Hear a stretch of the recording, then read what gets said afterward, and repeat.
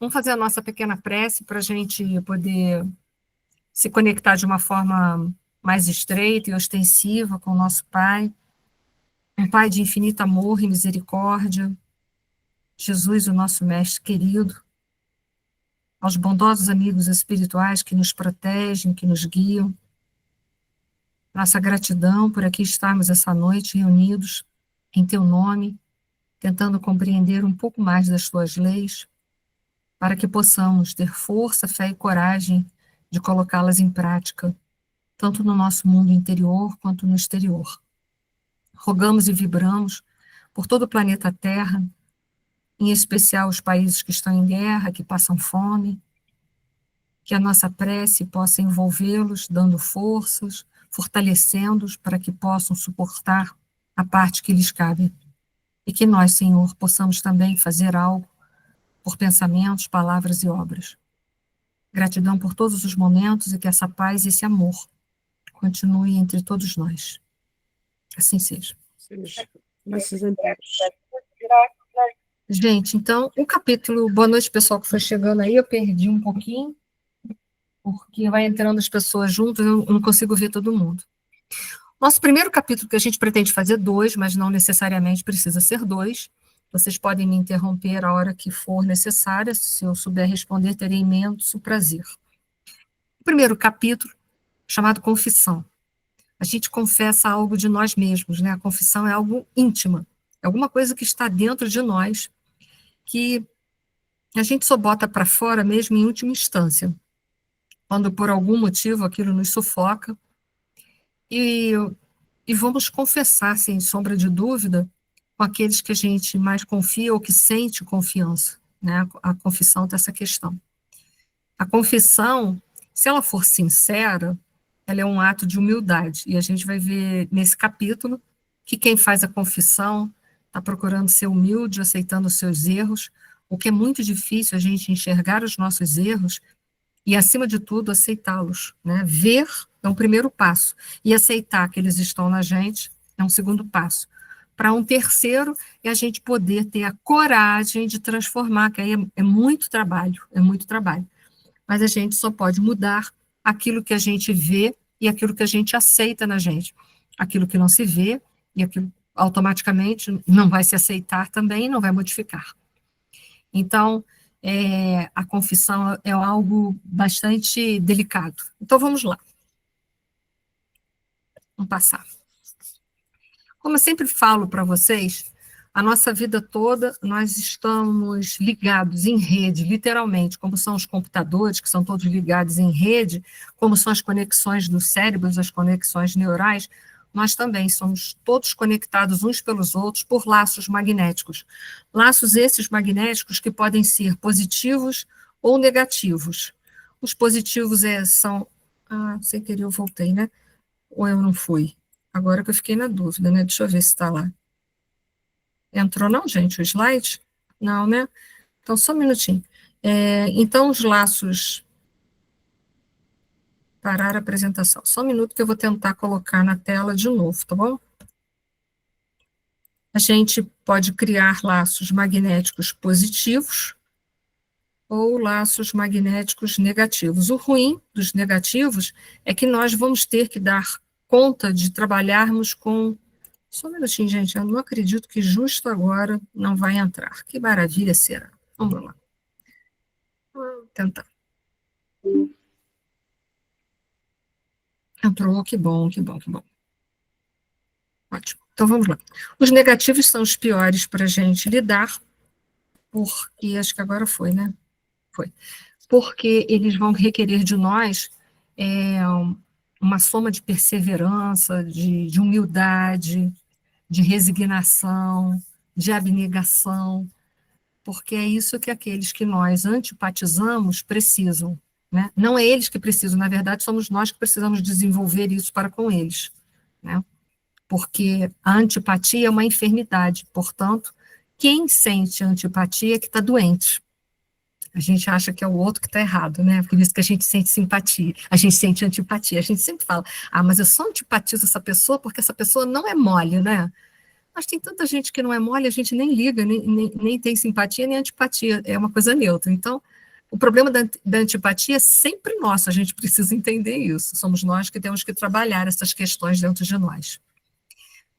E aí diz lá o texto assim: recordo-me de que Júlio e eu fomos em visita ao lar de Esteves pela primeira vez em fevereiro do mesmo ano.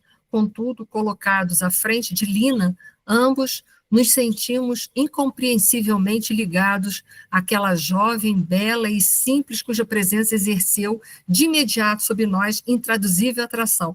Então, veja bem, não é por um acaso que a gente encontra ninguém na nossa vida. Então, veja bem, eles logo encontraram a Lina, o Júlio e o Armando, lembra que o Júlio é o menino Júlio da atual existência, e o Armando é hoje o Amaro. Logo que em outras vidas o Júlio e o Amaro encontraram a Lina, que atualmente é a Zumira, eles já sentiram uma atração por ela. Então, essas coisas, tanto a antipatia quanto a profunda simpatia, elas são vínculos magnéticos, laços magnéticos que nós já criamos em outras existências.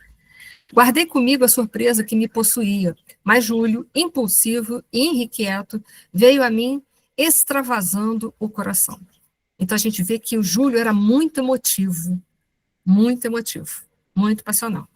A esposa de Esteves dominara-lhe a mente, de súbito.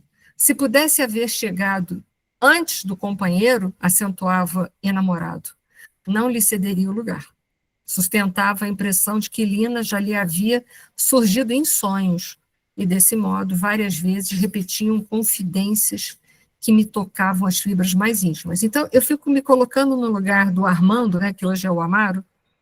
Ele também sentiu uma atração pela Lina. E escutar o Júlio falar que estava enamorado dela. Olha quanto conflito que ele guardava, né? Conflito porque ele era amigo de Esteves, era amigo de Júlio, e ele também estava interessado na mesma mulher. Todos três interessados na mesma mulher. Mas a gente já vai vendo que o Armando, que hoje é o Amaro, ele já trazia uma evolução espiritual mais acentuada, porque ele não se deixou arrastar no primeiro momento. Já o Júlio já se arrastou logo no primeiro momento, né? Então, a gente vai vendo que o Armando tem uma evolução espiritual um pouco melhor do que o Júlio. Mas a questão em foco, né? Mas antes de entrarmos nessa questão em foco aqui, eu quero lembrar sobre as questões das pessoas que a gente, ao encontrar, parece que já conheceu a vida inteira. E logo, ou a gente sente a simpatia, quanto a antipatia também, né? Porque a antipatia também a gente fala assim, ai meu Deus, que pessoa insuportável, né? Aquela pessoa insuportável é uma pessoa que você já conviveu em outra época, e por isso agora, quando você olha para a pessoa, você já rotula a pessoa de insuportável. E é um mal do ser humano colocar rótulos. Ainda há poucos dias eu li um pensamento que dizia que rótulos são para produtos, né? São para colocar em produtos e embalagens, e nós não somos nem produtos e nem embalagens para sermos rotulados. Mas a gente rotula as pessoas, né? Nossa, essa pessoa é tão arrogante, a gente bota logo o rótulo, né? Arrogante. Ou essa pessoa é tão antipática, a gente bota o rótulo da antipatia na pessoa, sem questionar que aquele que sente um sentimento de inferioridade, é ele que está doente, e é ele que precisa se olhar. Ele deveria perguntar, por que sinto tanto por essa pessoa tal sentimento? Ela está me espelhando o quê? Essa é a pergunta que a gente não quer fazer, né? Porque se a gente identifica um vício numa pessoa, ou é porque possuímos ele, porque não podemos identificar algo no outro que não conhecemos, ou porque possuímos esse vício, ou porque um dia já tivemos ele, então, portanto, ele é conhecido da gente, já passamos por ele, né? E aí sempre as pessoas me falam assim, como identificar é fácil. Se você ainda tem aquela antipatia, aquele né? É porque você ainda possui. Quando não, você olha para a pessoa com um olhar de misericórdia e fala assim, nossa, como deve ser difícil ser assim, né? Porque você recorda que um dia você também já passou por ali, que para sair daquele vício foi, muito suor. O suor do trabalho e o suor das lágrimas para sair daquele vício. Então, você se compadece daquela pessoa, você não sente uma antipatia. Nossa, tão arrogante, né? Você fala assim, bom, você está me incomodando é porque tem algo dentro de mim ainda arrogante. Eu posso necessariamente não ser predominantemente arrogante, mas há algo em mim que ainda tem um certo ar de arrogância, né? Então, a gente identifica, se já passou, não incomoda mais, a gente tem uma conduta, um sentimento de misericórdia. Porém, quando incomoda, é bom que a gente pare para pensar o que tem dentro de mim. Kardec, na 386, para a gente fazer um laço sobre essas recordações imediatas que a gente tem, apesar de a gente não saber quem foi, o nome, em que ocasião, mas só o sentimento já diz, né, que a gente já se encontrou. Podem dois seres que se conheceram e estimaram encontrar-se noutra existência corporal e reconhecer-se? A resposta, reconhecer-se não, porque eles não vão saber o nome, a data, os personagens, como é que era, né? Podem, porém, sentir-se atraídos um para o outro. E essa atração pode ser uma atração que a gente denomina de simpatia ou de antipatia, que também são dois, lembra os laços magnéticos positivos e negativos? E, frequentemente, diversa não é a causa de íntimas ligações fundadas em sincera afeição, ou em falta de afeição, né? A gente tem que olhar para os dois lados, né? Um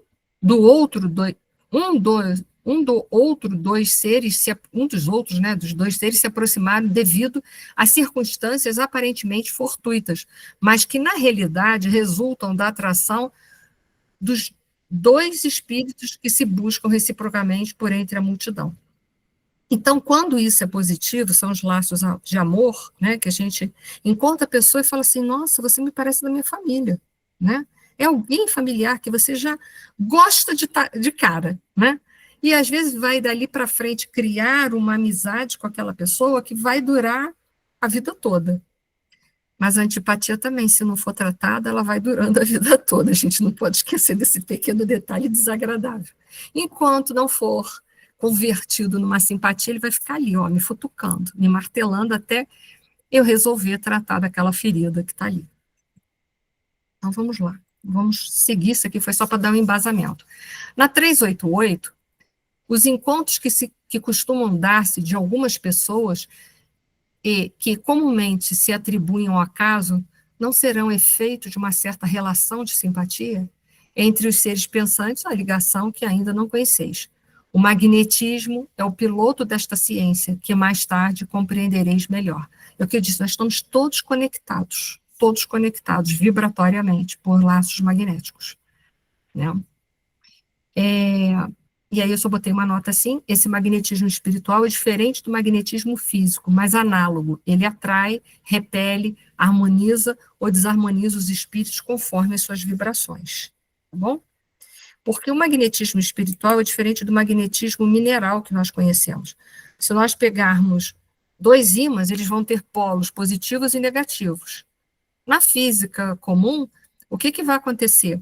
O polo positivo vai atrair o negativo. Mas no magnetismo espiritual não é assim.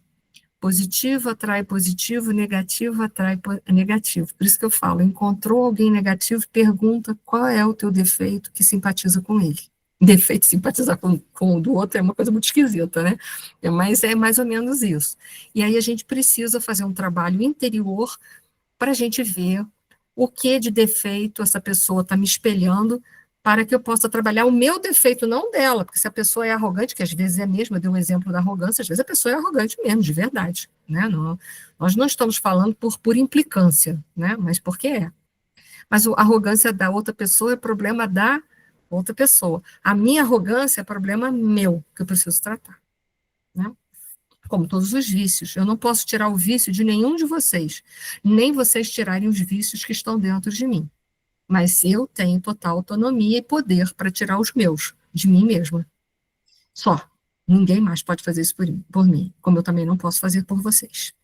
Então é importante a gente relembrar esses fatos, né? O que Júlio sentia era uma paixão que culminou lá na frente, aonde? Num suicídio, né? E a paixão é um estado emocional muito tenso. Eu nem coloquei ali para não aprofundar, mas libera muitas substâncias neuroendócrinas que circulam na nossa corrente sanguínea, que vicia. Não sei se vocês sabem disso, causa um certo vício. Assim como a paixão tem esse poder, né? Então, é tipo assim, a cafeína que você não pode mais tomar, mas que você está viciado, que você tomou muito. Tipo a Coca-Cola, que tem gente que é viciada em Coca-Cola, não é o meu caso, mas assim, que não fica sem Coca-Cola, já viu? Tem gente que não fica sem Coca-Cola. Eu conheci gente que tomava Coca-Cola todos os santos dias, de estar viciado já, né? E a paixão também, ela vai liberar determinadas substâncias que deixam na gente sensações depois de dependência. A gente vai sentir, né? Abstinência, desculpa, tá? Vai sentir abstinência. Assim como a pessoa sente uma abstinência pela cafeína, uma abstinência pelas substâncias que tem a Coca-Cola, uma abstinência por uma outra droga qualquer, lícita ou não lícita, a paixão é a mesma coisa. Então, emocionalmente, é um desejo tão intenso, é um desejo profundo de estar com aquela pessoa a qualquer preço, né? Então, aquela pessoa, né, ela se torna um objeto central do mundo da pessoa. A pessoa fica gravitando ali ao redor da outra, literalmente, né? Então, ocorre a idealização do objeto da paixão e vemos o outro como perfeito, como uma pessoa mágica. E é por isso que tem tantos casamentos kármicos aqui na Terra. Porque a gente idealiza uma pessoa perfeita, não, ele é meu príncipe encantado, eu vou casar com ele, e aí tem os contos, né, que dizem que depois do casamento o príncipe vira o quê? Um tremendo sapo, né? Sapo, isso aí a gente reclama, né? Mas por quê? A gente idealizou aquela pessoa, a gente está gravitando em torno dela, idealizou, e depois reclama que ela não é conforme aquilo que eu idealizei. Mas, ora bolas, ela nunca foi. Ela não estava me enganando, ela não estava ali, sabe, me enrolando. Eu é que idealizei e criei essa fantasia e alimentei ela, né? É um fascínio, uma urgência, tudo parece urgente, necessário. A necessidade de estar com o outro é urgente, é de ontem, né? E vai provocar oscilações emocionais que podem levar à euforia, ansiedade, medo de perder, e etc e tal. Então a pessoa fica dentro de um círculo vicioso. Isso que eu disse que a paixão, ela libera substâncias neuroendócrinas que realmente causam abstinências. E aí a pessoa vai criando esse vício, né? Esse vício vai aumentando até que chegar a um ponto que há o desencanto, mas ela vai buscar em outras pessoas para poder alimentar a paixão dela de novo. Olha que loucura, né? Porque tem gente que é apaixonado demais, né? Não sei se vocês já conheceram pessoas assim, que são apaixonadas e intensas nas coisas. É bom a gente estar por inteiro, mas não intenso do desequilíbrio. A paixão é boa quando ela te deixa no teu equilíbrio. Você é senhora dela e não ela senhora de você. Então a paixão, ela não é algo negativo. Ela só se torna negativo quando ela te leva para os extremos e ela te domina. E aí, né, a euforia e a tristeza profunda. Ah, eu estou eufórico quando eu estou com o meu amor. Mas se ele vai embora, eu fico numa tristeza profunda. Olha as extremidades, né? Aí a paixão está te dominando, sem aquilo ali, você fica extremamente mal para baixo, é como se um pedaço seu ficasse faltando. Por isso que, para a gente casar com outro, a gente tem que estar inteiro, né? A gente não pode esperar que o outro vá me completar naquilo que eu não tenho. Se eu não tenho, eu que lute para ter. Eu não estou falando de coisas materiais, né? Eu estou falando de questões emocionais. E aí, os aspectos da paixão e do amor, né? A paixão é intensa, mas geralmente passageira a sua duração. O amor é profundo e dura para sempre. O aspecto, né, quanto à emoção, ela vai te levar para os extremos sempre. O amor, não. Ele não vai te levar para estados extremos, mas ele vai te levar para um lugar em que você vai se cuidar e cuidar do outro, se respeitar e respeitar o outro. Você vai estar mais estável emocionalmente. O foco na paixão é o outro, né? Você criou um ideal e ele está no centro e você está gravitando ao redor. É como se ele fosse o Sol e você um planeta, né? Então, a paixão é o Sol e você é o planeta. Já no amor, há uma aceitação do outro como ele é. Por isso que o Santo Agostinho falava que amar era deixar que o outro seja. Mas a gente botou um ponto e vírgula no pensamento de Santo Agostinho e falou assim, mas eu deixo o outro ser. O meu eterno desejo é a minha idealização, né? Então, esse aqui é o mal da gente, a gente bota um ponto e vírgula e continua. Quanto ao aspecto de energia, ela é impulsiva, arrebatadora, né? Se torna até violenta, que a gente vai ver nesse caso aqui. O amor, ele te deixa sereno e constante. Então, isso já é uma reflexão para que, se a gente se apaixonar, a gente possa tomar as rédeas da nossa existência. Ninguém aqui está livre de se apaixonar. A menos que eu não tenha competência para isso, né? Mas a gente já seja um espírito bom ou puro. Aí a gente não sofre mais essas paixões violentas, né? Então, vamos lá. No livro dos Espíritos, questão 907, o Kardec perguntou sobre as paixões para os espíritos. Olha que interessante, né? Kardec era danado, né? E a gente ainda não tinha formalizado a psicologia, não tinha as teorias de Freud, de Jung, não tinha nada. Será intrinsecamente mal o princípio originário das paixões, embora esteja na natureza? Não. A paixão está no excesso de que se acresceu à vontade, visto que o princípio que lhes dá origem foi posto no homem para o bem, tanto que as paixões podem levá-lo a realizações de grandes coisas. O abuso que delas se faz é que causa o mal. Então, na verdade, o Kardec está comparando muito a paixão às nossas motivações, né? A paixão boa é aquilo que te motiva, é a tua motivação. Imagina, sem motivação, quem vai sair da cama amanhã de manhã? A motivação é um ideal, né? É porque você ainda tem ideal de vida. É o que faz você sair da cama de manhã e viver. A pessoa que perdeu o ideal está no fundo do poço. E a paixão, justamente, ela vai te levar para os extremos. A paixão pode te tirar essa motivação de viver, porque se aquilo que você está apaixonado, um objeto ou um alguém, sai da sua vida, você perde o sentido de vida. O amor, você nunca perde o sentido de vida. Nunca, nunca, jamais. Você perde o sentido de vida, né? Deixa eu ver se aqui eu acho uma coisa para vocês num instantinho só, que eu queria muito ler isso aqui para vocês. Não sei se vocês aqui, vocês conhecem, eu só espero que não saia aqui da tela. Vamos ver se eu não... Eu continuo aqui, né? Continuo, beleza. Deixa eu ver. Ele não aceitou. Tá, que pena. Deixa eu ver se eu acho de outra maneira. Eu não sei se vocês conhecem aquele poeta Rumi, o poeta do amor. Eu não sei se as pessoas talvez mais novas aqui não conheçam, né? Mas o Rumi, o poeta do amor, ele tem um pensamento, deixa eu ver se eu acho aqui. Engraçado, ainda hoje estava lendo sobre isso, podia ter trago para a aula, mas na hora eu não fiz a conexão com a aula, que coisa, né?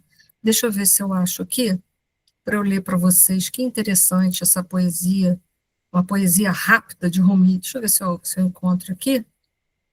Também não sei se vocês gostam de Khalil Gibran, também tem o livro Profeta, que vai falar sobre a razão e a paixão, também é muito interessante. Opa, achei e desliguei, que ótimo, eu estou muito boa nisso, achei e desliguei, vamos lá. Deixa só entrar aqui no meu programa que eu já vou ler a poesia, já achei. Ó, olha como o Rumi fala. Sua tarefa não é buscar amor, mas meramente buscar e encontrar dentro de si mesmo todas as barreiras que você ergueu contra ele. Olha que interessante. E eu faço perguntas para vocês. A barreira que nós estamos erguendo contra o amor é muitas vezes o ódio, mas também muitas vezes é a paixão. É uma barreira contra o amor. Eu gosto muito de Rumi. Não sei se alguém aqui conhece ou não, mas enfim, eu acho ele fantástico. Ele foi intitulado Poeta do Amor. Vamos lá. No livro dos Espíritos, ainda, 908, que a gente está fazendo correlações, ele vai estar falando ainda de novo da paixão, né? Como se poderá determinar o limite onde as paixões deixam de ser boas para se tornarem mais? É tudo que a gente quer saber. As paixões, olha só, são como um corcel, um cavalo que nunca foi domado, né? Que só tem utilidade quando governado, né? Porque imagina um cavalo desgovernado, ele é um animal selvagem, né? Mas se ele for domesticado, se ele for governado, ele poderá servir como um bom companheiro, poderá servir para montaria. E ele fala assim, e que se torna perigoso quando passa a governar. Então, as paixões são boas enquanto a gente governa elas, porque elas são motivações, ela te bota para frente, ela te dá energia para você, né, prosseguir numa tarefa, num ideal. Mas ela é ruim quando dela você depende como um vício, ela passa a te dominar naquele momento, dali para frente. Então, ela é péssima, né? Uma paixão se torna perigosa a partir do momento em que deixais de poder governá-la e que dá, em resultado, um prejuízo qualquer para vós mesmos ou para outrem. No caso do Júlio, ele deu um prejuízo para ele, mas também prejudicou, né? De certa forma, né? O seu amigo, que era o Esteves, e seu amigo, que era o Armando, né? Porque causou neles um desequilíbrio. Então, a gente vai vendo como ela é ruim. Eu vou deixar aqui nos slides, depois vocês tomam cuidado de ler tudo isso aqui, que é bastante interessante para nós buscarmos equilibrar nossas emoções. Isso é de suma importância. A gente está aqui na Terra, uma das funções, dos objetivos da doutrina dos espíritos é moralizar o homem. E a gente se moraliza a partir do momento em que a gente educa os nossos sentimentos. A partir do momento em que a gente educar as paixões, a gente vai sair dos ciclos reencarnatórios de dor. Então, é de suma importância que o resto dessa pergunta vocês depois possam ler em casa, na casa de vocês, e fazerem as suas reflexões, ok? Então, vamos lá. Quando guiada pelo egoísmo, a paixão, ou pelo desejo de posse, ela pode gerar sofrimento, né? Mas quando canalizada para o bem, pode ser uma força poderosa de evolução, seja no amor, na arte ou na espiritualidade. Né? Quantas coisas se criam pelas paixões positivas. Por exemplo, a paixão de Gandhi pela libertação da Índia, né, subjugação do governo inglês, ele, através da sua paixão pela essa libertação e, acima de tudo, né, pela não violência, ele consegue finalmente, que é a libertação da Índia. Então, a sua paixão pela não violência leva à libertação da Índia. A gente não sabe nem quem chegou primeiro, mas com certeza foi as duas coisas e que permeou toda essa trajetória. Então, é a boa paixão. A paixão da Madre Teresa de Calcutá de auxiliar as crianças pobres, os miseráveis que andavam nas ruas da Índia, olha quanta gente, por esse grande amor, por essa grande força dentro dela, por essa paixão de auxílio ao próximo, quantas pessoas ela tirou do sofrimento. Então, tem a paixão boa e a paixão ruim. E as confissões de Amaro. A confissão que ele aqui faz, eu trouxe na íntegra para mostrar a tamanha humildade que ele teve. Ele diz assim, sim, minha confissão deve ser exata e completa. Olha só, ele em momento algum, ele quer ser sabotado ou sabotar alguém. Então ele é muito sincero, existe neste homem, nesta alma, uma coisa chamada humildade. Porque talvez ninguém fosse tão sincero como foi ele de reconhecer os seus próprios erros. E isso é uma virtude, né? Entendo que Lina e Júlio se haviam ajustado para a vida comum, tentei distanciar-me. Ele tentou de verdade, tentou, né? Ele também gostava da Lina, mas ele tentou se afastar. Temia por mim mesmo. Lina, no entanto, como que me registrava a inclinação manifesta, deitava-me olhares que me acordavam simultaneamente para a alegria e para a dor. Porque a paixão tem isso, né? É a euforia quando está perto e a dor quando está longe. O amor não deixa isso. Deixa eu ver onde que está. Queria aproximar-me e fugir dela ao mesmo tempo. A princípio tentei evitá-la, contudo o afastamento do Marquês de Caxias deixava as tropas com larga provisão de tempo para as diversões. Instado, talvez, pela companheira, Júlio constrangia-me a frequentar-lhe a casa. O jogo alegre, o chá saboroso, reunindo-nos, os três, noite a noite. Quer dizer, ela estava seduzindo ele, né? Então, é uma prova dura, né? Amedrontado ante o sentimento que a moça despertava em meu coração, não somente porque não devia perturbar-lhe a harmonia doméstica, mas também porque possuía uma noiva no Brasil, olha que interessante, busquei isolar-me de novo. Reparando, todavia, o assédio de Lina, resolvi asilar-me no trabalho mais intenso e consegui a designação para servir na vigilância noturna do palacete de Resquim, onde a ocupação concentrava todos os assuntos e documentos de interesse de nosso país. Ela, entretanto, olha só como ela tripudiou, né? Ela, entretanto, é uma paixão negativa dela, né? Ela, entretanto, não desistiu do propósito de que se animava. Certa noite, procurou-me disfarçada em mulher do povo. A sós comigo, confessou-se. Declarava-se atormentada, aflita. sentia-se amada por Esteves e via-se ardentemente querida por Júlio, mas não pudera interessar-se pela felicidade junto deles, odiando-os por fim. Quer dizer, já havia tido, né? Já havia sido casada com Esteves, já havia tido Júlio, e agora finalmente ela quer quem? O Armando, que é o atual Amaro. Ela seduziu ele, né?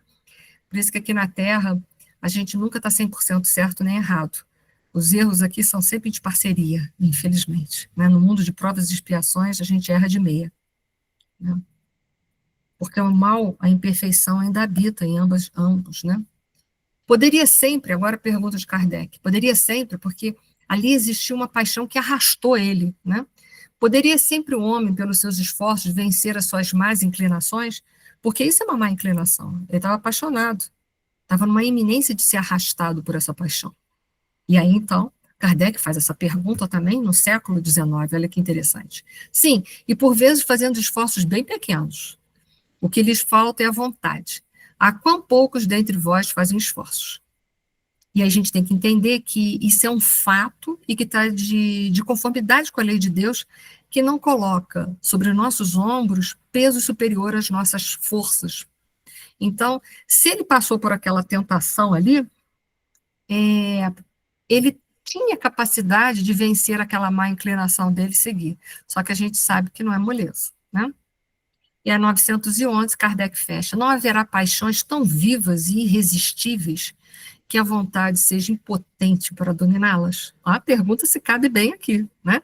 Será que Júlio? Será que Armando? Né? A gente sempre querendo transportar para fora ou para o outro o motivo pelo qual a gente anda em erros. Só que a gente só anda em erro por culpa de nós mesmos. Não são as pessoas que nos arrastam para lugar nenhum. É a gente que não consegue se domar. E é isso que a gente precisa hoje ter essa lucidez. Resposta dos espíritos. Há muitas pessoas que dizem, quero, mas a vontade só lhe está nos lábios. Querem, porém, muito satisfeitas ficam que não seja como querem. Quando o homem crê que não pode vencer as suas paixões, é que seu espírito se compraz nelas, em consequência da sua inferioridade. Compreende a sua natureza espiritual aqueles que as procura reprimir, vencê-las e vencê-las é para eles uma vitória do espírito sobre a matéria. Então muita gente fala que quer, mas é da boca para fora, né? Ah, quero tanto isso. Mas é tipo assim, eu quero tanto isso. Se isso vier a mim, legal. Se não vier, eu não vou também, não. Então não quer muito, né? Porque quando a gente quer, a paixão não faz a gente ir de qualquer maneira. Então quando a gente quer, a gente vai, né? A minha menina aqui do lado está falando que é. A Amor está falando aqui do meu lado que é. A minha periquitinha. É muito bonitinha, gente. Adoro animais. Vamos lá. Continua a confissão do Amaro. 10 anos correram, ele acabou conseguindo, né? Depois que o Júlio acabou tentando suicídio, ele acabou cometendo suicídio e ele foi embora também, né? 10 anos correram apressados. Novamente no Rio, casei-me e fui feliz. Numa noite de chuva forte, olha o destino, olha os laços magnéticos. Minha esposa e eu tornávamos do teatro, quando os cavalos, em disparada, colheram pobre mulher embriagada na via pública. O cocheiro sofreou os animais e descia a socorrê-la. Enquanto minha companheira continuava o trajeto para casa, procurei internar a mísera criatura para a assistência imediata.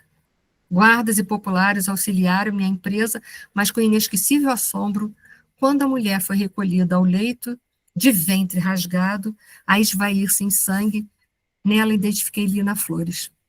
Por 2 dias lutou contra a morte. A infeliz reconheceu-me, relacionou as desditas que atravessara desde que se viu sozinha no Paraguai. Esclareceu que viera ao Rio à minha procura e emocionou-me com a narração do drama angustioso em que vivia, tentando a recuperação da felicidade da felicidade que perdera para sempre. Morreu revoltada e sofredora, amaldiçoando o mundo e as criaturas. Aí eu pergunto a vocês, Armando tem parte de culpa disso? Que é o atual Amaro? Tem. É que eu falo aqui, nós espíritos imperfeitos, nas nossas relações, nós não estamos 100% isentos dos erros. nós temos lá uma parcela que é nossa. Cabe a gente reconhecer qual é a minha parcela dentro desse conflito de existência que eu preciso dar conta e equacionar, entendendo que a parte do conflito do outro é do outro e ele vai resolver quando ele puder e quiser. É isso que a gente precisa compreender. Mas a gente pode se resolver com a gente. E aí vai. Onde voltaste a vê-la? Perguntou, né? O interpelado esboçou o sorriso de quem recolhera a resposta em si mesmo e informou. Assim, reencontrei-a na vida espiritual. Né? Porque os laços continuam, né? Na vida espiritual também. Achava-se unida a Júlio em aflitivas condições de sofrimento depurador. Compreendi a extensão de meu débito e prometi ressarci-lo. Ampará-los-ia, auxiliaria os dois na senda terrestre. Lutaríamos lado a lado para conquistar a coroa da redenção. Sim, sim, o destino. É preciso solver os compromissos do passado, conquistando o futuro. Aí eu pergunto para vocês, ele é um homem que tem já uma evolução espiritual, porque ele reconhece a falta dele e diz, eu me comprometo, como espírito imortal, que futuramente receberei vocês dois para colocá-los no caminho que um dia eu tirei vocês de lá. E ele recebe o menino Júlio como filho, ainda do primeiro casamento, e depois casa com a Zulmira, que é a Lina Flores, para poder dar a ela o tempo necessário para ela se reajustar emocionalmente e conseguir olhar para Amaro não mais como uma paixão que, se ele não tiver ali na vida dela, ela está desgraçada, como aconteceu com Lina Flores. Mas o amor é esse livre fluxo de dentro para fora e de fora para dentro. É permitir esta liberdade de expressão. E ele faz isso. Né? Mas vamos lá, vamos seguindo. 258 do Livro dos Espíritos, que a gente está fazendo correlação. Quando na erraticidade, antes de começar a nova existência corporal, tem o espírito consciência e previsão do que lhe sucederá no curso da vida terrena, ele próprio escolhe o gênero de provas por que há de passar. E nisso consiste o seu livre-arbítrio. Então, ele escolheu o gênero de provas, né? E foi resgatar essas duas almas e que ele estava, até o momento, ele estava fazendo. 264. Que é o que dirige o espírito na escolha das provas que queira sofrer. Ele escolhe de acordo com a natureza de suas faltas. Ele desgraçou a vida do Júlio, desgraçou a vida da Lina também. Então, agora ele tem que ajudar a reharmonizar essa vida. É claro que não é 100% responsabilidade dele, mas uma parte é. Acho que o levem a expiações destas e a progredir mais depressa. Uns podem, portanto, impor a si mesmo uma vida de misérias e privações, objetivando suportá-las com a coragem. Outros preferem experimentar as tentações da riqueza e do poder, muito mais perigosos pelos abusos e mais aplicações a que podem dar lugar. E como a gente tem visto as pessoas hoje se comprometerem por poder e dinheiro na nossa sociedade, né? Bem como pelas paixões inferiores, também vemos isso, que uma e outro desenvolve. Outros finalmente se decidem a experimentar suas forças nas lutas que terão de sustentar em contato com o vício. E essas são as mais difíceis. Reflexões, para a gente finalizar esse capítulo. Consequências morais das nossas escolhas afetivas. A gente tem que entender, como o Pequeno Príncipe fala, que nós nos tornamos eternamente responsáveis por aquilo que nós cativamos. Então, a gente não entra na vida de uma pessoa emocionalmente e acha que vai sair ileso. A sociedade materialista da atualidade prega um amor livre sem compromisso, mas isso não é verdade. Para as leis de Deus não é verdade. O impacto do ciúme, da paixão e do arrependimento na vida espiritual. Né? Quanto que desencarnar nessa condição é ruim, como foi para o Júlio e para a Lina, mas o quanto que o arrependimento, que a gente já desencarna com outra consciência, pode ser muito bom para a nossa vida espiritual, para a gente poder se refazer e reencarnar de uma forma mais consciente. Não é?